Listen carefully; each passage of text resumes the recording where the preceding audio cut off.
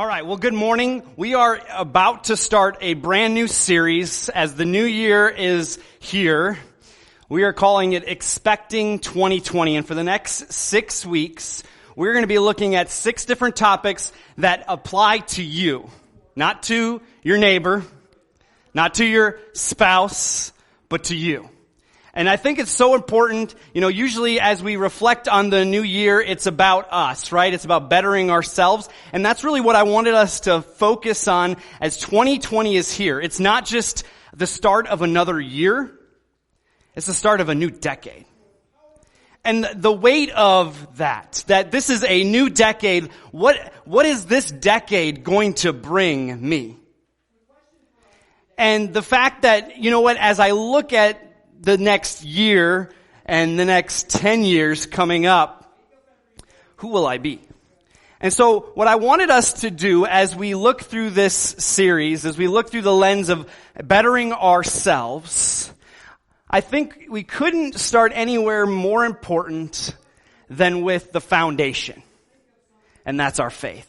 We're going to be talking about important issues like relationship issues, and we're going to be talking about bettering ourselves physically, health-wise. We're going to be looking at what we focus on. We're going to be looking at all of those things, but I think we couldn't start anywhere else but faith. The foundation of our lives. The thing that drives us and makes us, live and tick and breathe. And so as we focus on and expect God to do great things in 2020, we have to first and foremost put Him first. And that's what we're going to talk about this morning. Now, as I was thinking about this, when you look at people that God has used, whether it's in the Bible or people today, when you look at some of the things that reflect and determine who they are, they have one thing in common, and it's not their age. It's not the demographic they were born into. It's not their ethnicity. It's not their wealth. It's none of those things. The one common denominator in all of them is that they completely trusted God with their lives. That's the common denominator of who God used, is that who God blessed, is that they completely trusted God with every aspect of their lives. What is it that we trust God with? How is it that we trust God and give Him our faith? I think it's interesting because the Bible states this, that faith is connected to power. Faith leads to power. And it's evident in Jesus' illustration in Matthew chapter 13, verse 58. It says, Jesus did not do many miracles of power in His hometown because of the lack of faith. It's interesting to me because they connect these two things. He says that Jesus, the author and finisher of our faith, the miracle worker, the promise keeper, the light in the darkness, the one who has the power, regardless of how anyone else responds, they say in this verse that He didn't do miracles of power because of their lack of faith. Jesus didn't do miracles because of someone else's lack of faith. And as we think about this concept of faith and power and how they're connected, I think we could all say that, we want God's power, right? We want God's power in our lives to be moving through us. In Romans chapter 4, verse 20, Abraham is described as the father of faith. And it says this is why, in Romans 4:20, it says, Abraham's faith did not leave him, and he did not doubt God's promise. Instead, his faith filled him with power. Why was he the father of faith? Because he did not doubt, and because of that, he was full of God's power. And I think for some of us today, we can say, yeah, I have faith. But for some of us today, we're running on our own energy. We're going through our lives on our own strength. We are trying to accomplish all of the things that we want to accomplish in our life by ourselves. And that is why we are exhausted. That is why we are addicted to coffee. That is why we're addicted to energy drinks and things of caffeine, because we are running on empty. And it's because we're putting our power in the wrong source. I mean, if I took out my phone will last for a while. I used to have a phone when it first came out, right? I had this, I called it the brick because it literally looked like a brick. And the only thing you could do was make phone calls, like you send hello, and then the other person on the other line says hello back. You remember that when people did that? It's kind of a novel concept, right? And I had this phone, and it would last for like a week. I wouldn't have to charge the thing. Now my phone barely lasts a day. And I got to get that thing in the charger because otherwise it's not going to work. And the same is true with us. If we rely on our own power, we're going to run out. But the thing that we need to do, and the thing that what this is saying, is that our faith leads to power, and the source is Jesus. And so when we look at 2020 and we look at what we need to focus on, and as we're expecting God to do great things, or we should be, in this year, in this decade, we need to have faith and the power of God moving in our lives. And as we look at this, what is the secret to having great faith? We're going to look at, and growing our faith, we're going to look at 4 things this morning. Number 1 is this. Faith is choosing and believing God's dream for my life. Faith is choosing and believing God's dream for my life. See, every idea starts with a dream. I mean, we can look around this room, we can look around just the world itself. Everything started from an idea, a dream, a concept that became a reality. And as we look at this idea, it takes faith to dream. It takes faith for us to say, God, you have a dream for me. And I want to go to Proverbs 29:19. Proverbs 29:19. Now, I think you probably were expecting me to go to Proverbs 29:11. That's probably the most famous passage when it comes to like graduation and things like that, because it's a popular verse for this. But I want to go to what he says 7 verses later. And it says, where there is no vision, the people perish. That's what he says. Where there is no vision, the people perish. And this is the interesting thing. This comes after he says, for I know the plans I have for you, declares the Lord. Plans to prosper you and not to harm you. Plans to give you a hope and a future. So the thing that really sticks out to me about this verse is we always read this verse, but what comes after this verse is this idea of God has a hope and a future for you. And he knows those things. But where we don't see it, it won't happen. That's what this verse is saying. Where there is no vision, where I can't see the dream God has for me, it won't happen. That's a powerful statement right there. To think of it from that perspective of saying, God, you have a plan and a purpose for me, but if I don't look for it, it will never come to be. We can see this concept in other places, not in our lives, but we can see this, if we do this in the realm of the church. We say this as the church. If the church does not have vision, the people will perish somewhere else. And that's true. As we look at it, if you as a church don't have a direction, a vision of focusing on something that God wants to do, if you don't have that and you're not moving towards something, then people will go somewhere where there is vision. And as we look at this point, it starts with a dream. Faith starts with an idea. Faith is expecting God to move in a way. See, there's a lot of things in our life that we can delegate to other people. I can pay somebody to do something for me. I can make my kids do it.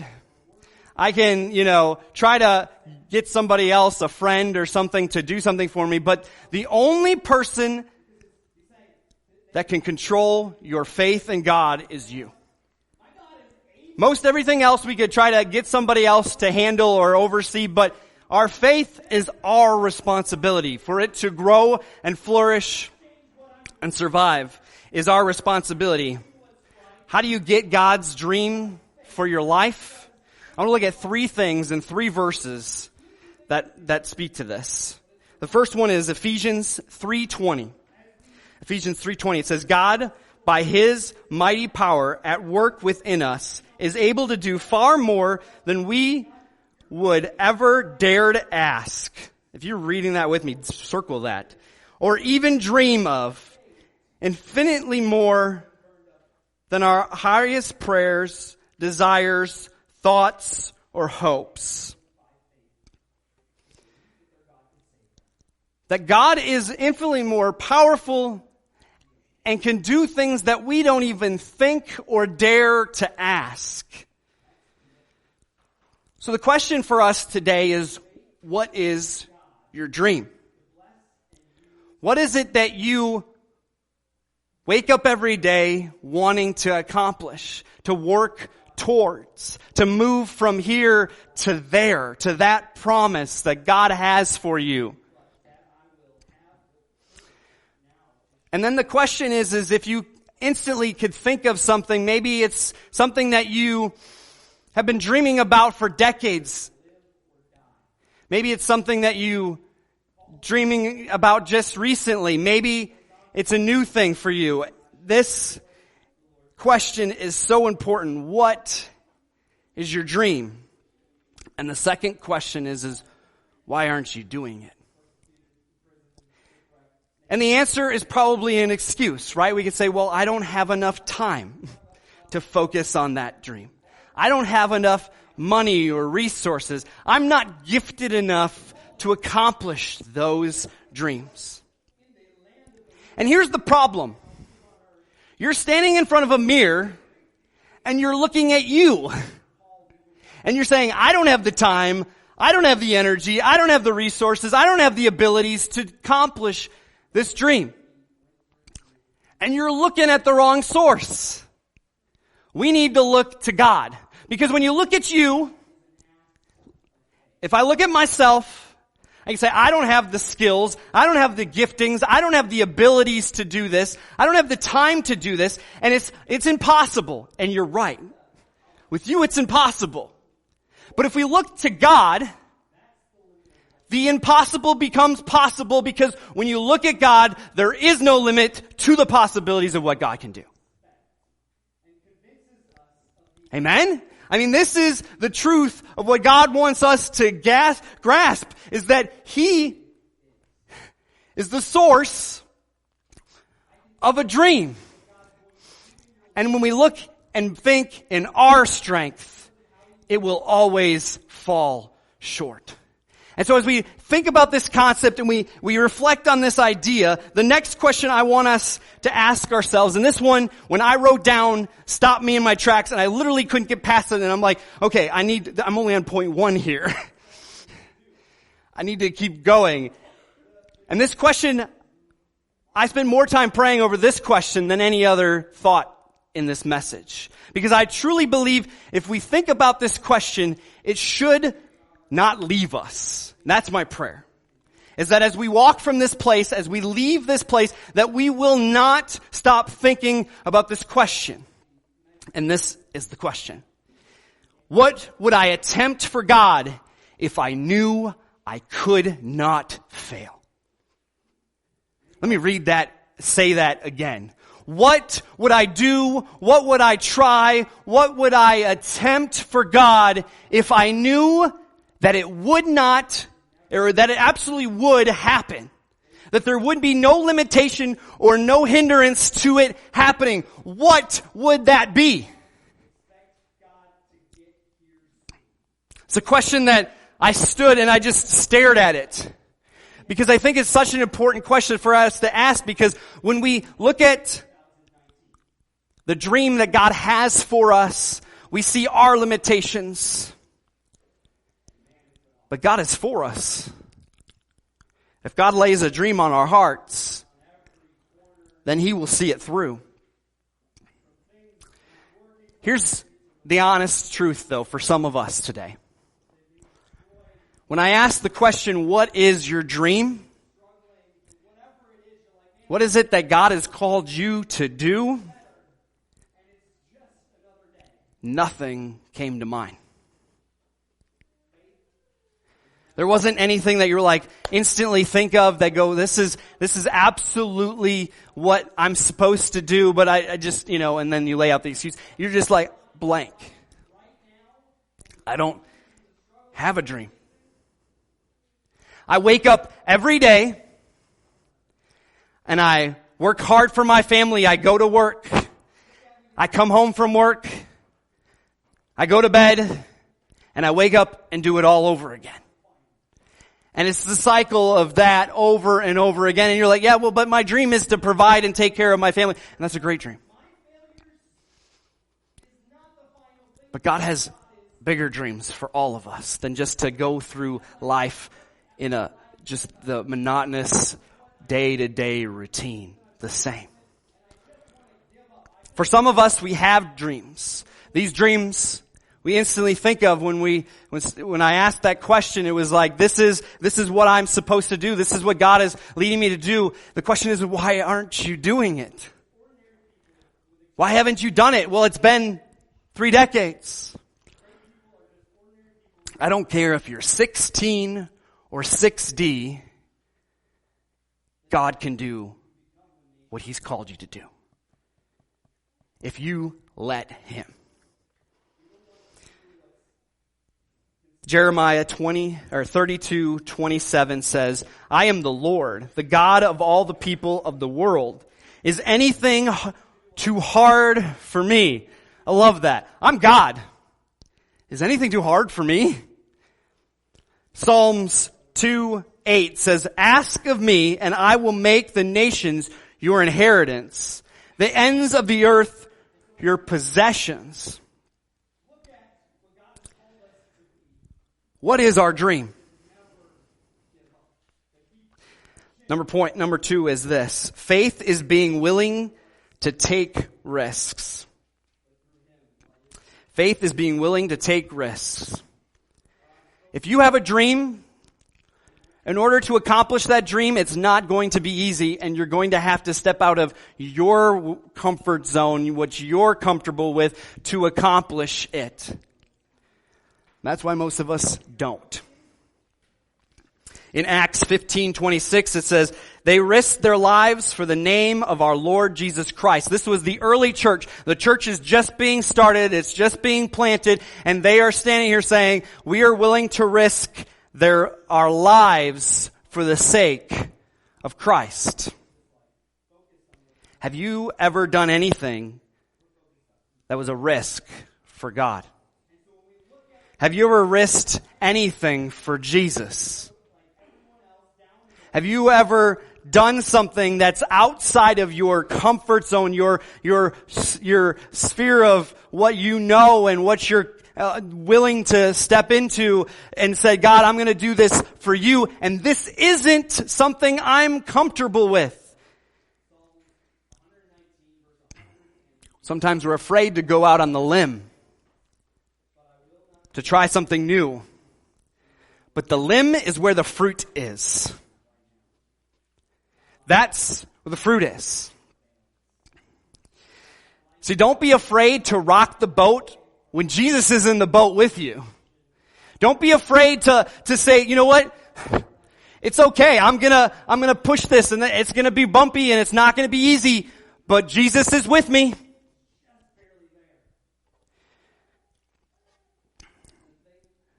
A great example. I want all of us, if you have your Bibles, to open this up. Daniel chapter 3, starting at verse 17. Okay, we're going to go a little Sunday school for a second. We got Daniel in the lion's den. We got, David and Goliath. Well, we're going to look at Shadrach, Meshach, and Abednego for a second. Daniel chapter 3, starting at verse 17. This is their statement. Shadrach, Meshach, and Abednego make this statement to the king. It says, "If we are thrown into the blazing furnace, the God we serve is able to save us from it. And he will rescue us from your hand, O king. But even if he does not, we want you to know, O king, that we will not serve your gods or worship the image of gold you have set up." I love that. Because he's saying, they basically are having bold faith here, saying, you know what? My God is able to save me. I'm believing my God is going to save me. But then there's the last thing, but even if he doesn't, it does not change what I'm going to do. I'm going to do what's right. I'm going to stand by faith because it's the right thing to do. It's not the easy thing to do, but it's the right thing to do. As we look at this story, this is the perfect example because it goes on to, be this idea of like, well, God, your plan may be that I burn up in this place. We all know that they didn't, and they were saved, but they could have been burned up just as easily as they weren't. And yet they chose by faith to believe that their God could save them, and yet be okay if he didn't. That's faith. That's commitment. Number 3 is faith is expecting God to bless and use me. Paul in 1 Philippians 1:20 expected God to bless him. He said, "I expect and hope that I will not fail Christ in anything, but that I will have the courage now to share the greatness of Christ in my life, here on earth, whether I live or die." Paul expected God to move. It goes on in the next verse. It says, "I believe I shall enjoy the Lord's goodness in the land of the living." This is Paul, the guy who was persecuted, in prison, shipwrecked, snake bitten, all of those things. He is saying that, you know what? Because sometimes we talk about, well, you know what? This life is going to be hard, and I'm going to be blessed because I'm going to get to heaven. And Jesus, and Paul is saying that I'm going to be blessed in the land of the living, meaning right now, here on earth. I think if most of us lived the life of Paul, we would not consider ourselves blessed. And yet he did. Regardless of what he went through, he considered himself blessed. Expecting God is an act of faith. Matthew 9:29 says, "According to your faith will it be done to you." That's a powerful statement. According to your faith, that's the limit of what will be done. Hebrews 11:1 says, "Faith assures us of things we expect and convinces us of the existence of things we cannot yet see." That's the perfect definition of what faith is. I can tell you exactly what God's going to do in your life in terms of blessings, in terms of how he's going to use you, based on your faith. Expect what you expect him to do. He will do what you expect him to do. That's the key to this, is our God is as big as we make him. There is no ceiling to our God, but our view of how big he is, what he can handle, what he can't, what I'm not going to worry him with, is the measure of what he can do. He can't do any more or any less. Maybe as we look at this last point, this is exactly why God brought you here to this morning. Faith is never giving up. Faith is never giving up. Psalms 31:24 says, "Be brave, be strong, don't give up. Expect God to get here soon." Some of us maybe had hopes that 2020 would be better than 2019. And what, we're 5 days in, and man, it's been awful. Man, there's been challenges around every corner, from things not working properly to relationships not, they're being destroyed, from marriages just struggling to whatever it is. You're like, man, I was hoping 2020 would be better, and it's just another day. Faith is never giving up. God brought some of you to hear that because you don't have to give up today. No matter what's going on in your life right now and the challenges and the struggles you're facing, don't give up because God's not done. See, the thing that we can look at and we can say, well, but my failure is not the final. That's the thing we can say. You know what? I can have doubt that this is going to get better, but my failures is not the final thing because God is with me. And so as I look at my life and as I reflect on what I'm doing and where the things that I'm struggling with, and I just want to give up. I want to start 2020 over again. We can't do that. Don't give up. See, great people are just ordinary people with extraordinary amounts of determination. Great people are just ordinary people who don't quit. The sad thing is we become a nation of quitters. We don't want to do what's consistent. We don't want to do what's committed. We want to do what's comfortable. We want to do what's popular. We want to do what's easy.